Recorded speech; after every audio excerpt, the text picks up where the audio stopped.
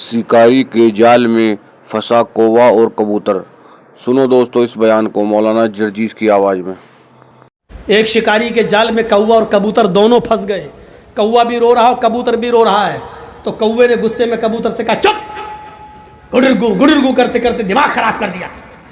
कबूतर बोला कौवे से, तू भी तो काव काव काव काव कर रहा है। तो कौवा बोला, मैं तो इसलिए रो रहा हूं शिकारी हमें काट के ना खा जाए। तो कबूतर बोला, अबे तू क्यों रो रहा है, तुझसे ज्यादा परेशान तो हम हैं। अरे मैं तो हलाल हूं, ये शिकारी मुझे जाल से निकालेगा और काटेगा और खा जाएगा। मुझे तो कटना ही कटना है, तू क्यों रो रहा है कमीने, तू क्यों काव काव काव करके मुझे परेशान कर रहा है।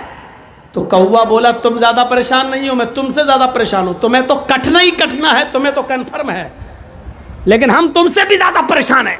कहा क्यों, तुम तो हराम हो। कबूतर ने कहा, अरे हराम तो हैं, लेकिन ये जाल जिसमें हम फंसे हैं ये किसी जाहिल का नहीं है। जिस जाल में हम फंसे ये मौलवी का जाल है। तो कबूतर ने कहा, मौलवी का जाल है तो क्या हुआ। कबूतर ने कहा, इस मौलवी का कोई भरोसा नहीं, कब हलाल का फतवा दे के हमको भी काट के खा जाए। मेरी जान तुमसे भी ज्यादा अटकी हुई है।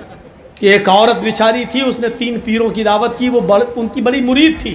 3 पीरों की दावत की और उसने खिचड़ी पकाई। देखें इन मौलवियों को खिचड़ी पसंद है कि नहीं है।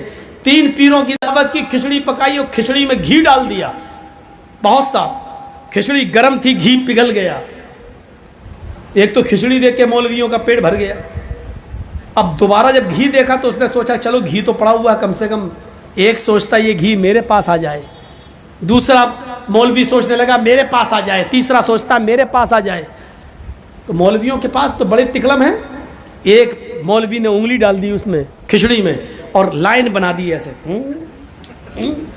और क्या मालूम है जन्नत में दूध की नहर कैसे बह रही होगी, तजरी मिन तहतिहा अल-अनहार।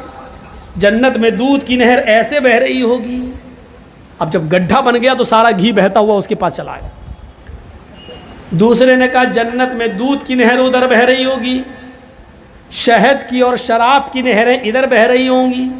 उसने 2 उंगली डाली, ओ काइनानी तजरियान मिन तहतिल अल-अनहार।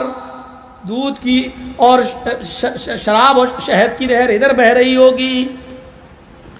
अब तीसरे ने सोचा अरे ये भी ले गया, ये भी ले गया, बचा ही क्या, अब मुझे भी मिलना चाहिए।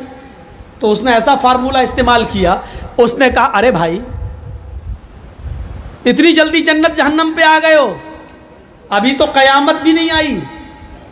अरे कयामत आएगी, जमीन में भूकंप होगा, जलजला होगा, उसके बाद जन्नत और जहन्नम का मामला आएगा। और जब कयामत आएगी तो जमीन हिलेगी। जानते हो जमीन कैसे हिलेगी। उसने पूरी प्लेट उठाई, हो का इज़ा ज़ुलज़िलतिल अर्ज़ु ज़िलज़ालहा। घी चारों तरफ फैल गया। अब